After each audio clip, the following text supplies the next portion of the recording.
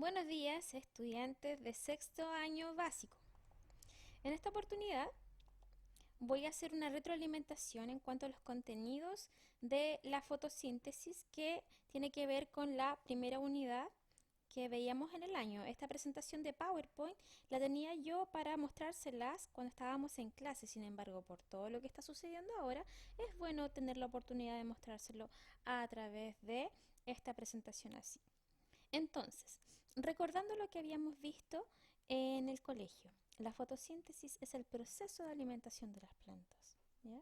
Las plantas son organismos autótrofos, por lo tanto las plantas no necesitan de otro organismo vivo para adquirir su alimento, sino que necesita de elementos como el agua, H2O, el dióxido de carbono, CO2, y la luz solar, que es la más importante. ¿Ya? Acuerden la parte que habíamos hecho aquí, que era como una especie de separación, donde veíamos foto y síntesis. Foto, que significaba absorción de la luz, ya por fotosistema de luz solar, no era de tomar fotografías. Y síntesis de transformación de esa energía. Acuérdense de que las plantas absorben la luz solar porque es una fuente de energía para ellas, por lo tanto, lo que es la fotosíntesis es transformación de la luz solar en energía química que sucede dentro de la planta. Siguiendo aquí entonces, dice, la fotosíntesis utiliza la luz solar. Como dije anteriormente, la luz solar es la fuente de energía más grande que tenemos en el planeta Tierra y que las plantas necesitan sí o sí para su crecimiento y desarrollo. Sucede a través de organismos fotosintéticos, ya sean plantas, ya sean algas o algunas bacterias.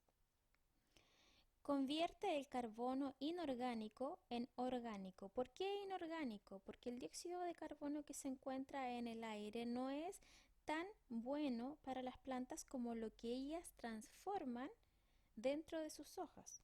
Por lo tanto, lo transforman en carbono orgánico, que quiere decir que ellas a través de ese carbono se pueden alimentar, formando entonces carbohidratos y oxígeno. Y recuerden ustedes que todos los demás seres vivos que poseemos un sistema respiratorio somos capaces de obtener ese oxígeno.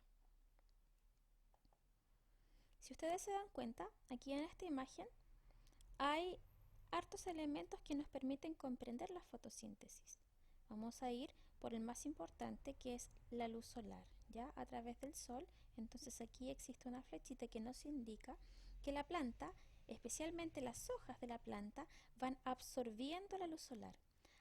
Aparece igual acá la clorofila. La clorofila es el pigmento verde, ¿ya? Y la clorofila es un pigmento también que ayuda a recibir incluso la luz solar. Por lo tanto, la planta se va haciendo cada vez más verde. Si ustedes se dan cuenta acá, la flechita hacia afuera significa que la planta libera oxígeno. Y aquí la flecha hacia adentro de la hoja de la planta significa que el dióxido de carbono es capturado o absorbido por la hoja de la planta. Y por último, una parte muy importante que sucede bajo tierra, que es con la raíz de la planta y es donde ésta absorbe el H2O o el agua que va a través del tallo de la hoja hasta llegar a la hoja y permite que todos los fotosistemas, tal como el tilacoides, los estromas, el estoma y la clorofila, que son algunos conceptos que vamos a ver más adelante, permitan que la hoja pueda adquirir luz solar. Entonces, si nosotros vemos acá, luz solar, ¿ya? Como primer proceso, donde la planta necesita absorberla. Luego suceden una serie de reacciones químicas dentro de los cloroplastos, que eran la célula de la planta, donde se transforma el dióxido de carbono ¿en qué? En azúcares simples. Acuérdense que el final de la absorción o de la transformación química que sucede con la planta es una transformación a azúcares simples que permiten a la planta poder vivir y desarrollarse.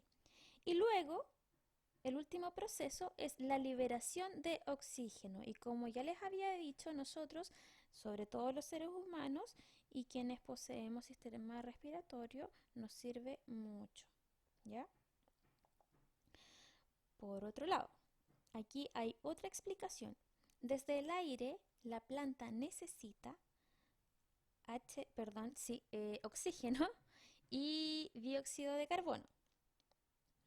Fuera de la planta libera dióxido de carbono también, oxígeno y H2O en mínimo, casi nada. Y lo que más libera la planta es oxígeno para los demás seres vivos. Se explica acá también que de las raíces procede el H2O y los minerales que se van absorbiendo de la tierra. Y hacia otras partes de la planta, como la hoja, también el H2O es útil. Siguiendo, a ver aquí. Aquí, si ustedes se pueden dar cuenta, aparece un cloroplasto. ¿Dónde ocurre entonces la fotosíntesis? En el cloroplasto. ¿Qué era el cloroplasto? La célula de la planta o de la hoja, ¿ya? Dentro de la célula eucarionte se encuentran entonces los cloroplastos, ¿ya? Y dentro de los cloroplastos es donde suceden reacciones químicas que permiten transformar el dióxido de carbono en carbohidrato o en carbono orgánico. Veamos acá. Para que ocurra el proceso de absorción de la luz, se utilizan una serie de pigmentos. El que nosotros conocíamos era la clorofila, que era el pigmento verde de la planta. Pero también está el carotenoides, ¿ya? Que es otro pigmento que ayuda a la absorción de la luz solar. Se agrupan en fotosistemas. Estos dos serían fotosistemas entonces. Como estamos hablando de fotosíntesis, fotosistemas es una forma muy útil de poder clasificarlos. Se agrupan en fotosistemas entonces y son responsables de la captura de la luz y se ubican en las membranas de los tilacoides. ¿Cuáles eran los tilacoides? Vamos aquí atrás. El tilacoides es como este anillito verde. Y ahí se encuentran los pigmentos verdes, ¿ya? Y estos son los encargados entonces de absorber la luz solar. Vamos más adelante. Fase clara y fase oscura. Acuérdense que la fase clara también era como la fase lumínica, que nosotros la conocíamos. Son las dos fases de la fotosíntesis. En la fase clara se utiliza claramente la luz del sol como fuente de energía vital y produce moléculas de poder reductivo. ¿Qué quiere decir? Que para que exista la transformación de la luz solar en energía química para la planta, sus moléculas se transforman y se reducen, se hacen más pequeñas. Y eso todo sucede dentro de la hoja de la planta.